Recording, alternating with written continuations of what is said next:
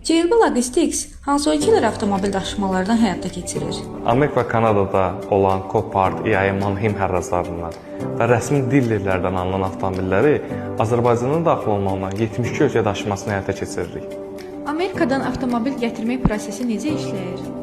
Avtomobil hərrazdan qazandıqdan sonra müştərilərimiz invoice vasitəsilə bankdan rəsmi ödəniş edir. Daha sonra avtomobilin olduğu dayanacağa yaxın anbarımıza daşıyır, konteynerlə yerləşdiririk və partnyorluq etdiyimiz gəmi xəttlərinə yüklənməsini həyata keçiririk. Amerikadan Azərbaycana maşın gətirmək üçün hansı sənədləşmələr aparılmalıdır? Əsas sənədlərə avtomobilin title sənədi, hərrazdan alınma qəbzi, yükdaşıma sənədləri və sığorta deklarasiyası daxildir. Azərbaycana gətirdikdə isə gömrük rəsmiləşməsi üçün şəxsiyyət vəsiqəsi, alçaqlı sənədi və gömrük bəyannaməsi tələb olunur. JLB Logistics bütün mərhələlərdə müştərilərin işlərini asanlaşdırır. Avtomobil daşınması neçə gün çəkir? Avtomobillər auksion dayanacaqlarından, anbarlarımızdan və yüklənəcək olan terminallardan asılı olaraq 25-90 günə gətirilir. JLB Logistics ilə işləmək dillerlərə hansı üstünlükləri qazandırır? Biz partnyorlarımıza öz adlarına diller kabineti yaradırıq və auksion kodları təqdim edirik. Hərraz şəkillərinə rəsmi sığorta edirik.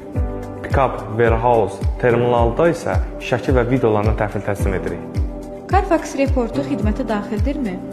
Bəli, daxildir. Ekspert rəyi müştərilərimizə hər zaman bildirilir. Digər şirkətlərdən fərqli olaraq isə Carfax bizdə ödənişsiz və limitsizdir. JLB Logistics vasitəsilə maşın alanda əlavə gizli ödənişlər varmı? Saytımızda bütün xərclər açıq və şəffafdır. Biz müştərilərimizə minimal kalkulyatorlar verib, daha sonra sürprizlər gətirmirik. Verdiyimiz kalkulyator tam vədlərə uyğundur. Amerikadan Poti limanına kimi daşınma qiyməti neçədir?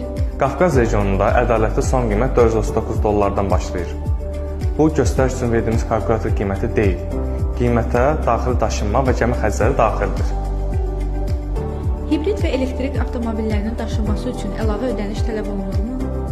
Bəzi şirkətlər lityum bataryalı avtomobillər üçün brokerlərə $200 ödəyib, hər maşın üçün $50 almalı olduqları halda müştərilərdən 200 qatı alınır.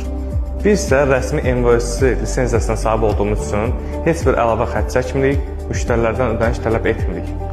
Və nəzərinizə çatdırım ki, təhlükəli yük, yəni DC konteynerlər yalnız elektrik və plug-in avtomobillər üçündür.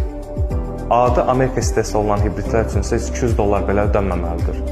Çünki onlar non-DG, yəni təhlükəli olmayan yük sayılır. Ödəniş üsulları hansılardır və necə həyata keçirilir?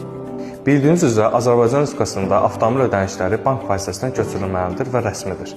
Bu həm də müştərilərin gömrük proseslərində nəqliyyat vasitələrinin gömrük üsullarının dəqiq